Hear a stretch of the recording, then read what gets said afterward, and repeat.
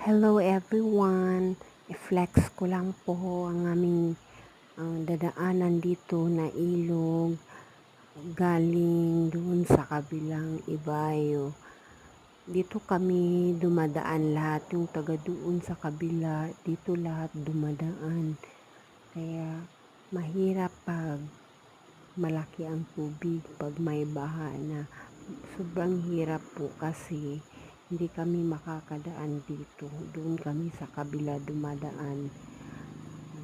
Sobrang lawak na po dahil sa dami ng bagyo na dumaan na, kaya laging nasisira yung mga lupa sa tabi, and sobrang linaw po ng tubig dito. And this is all for my video. Thank you for watching.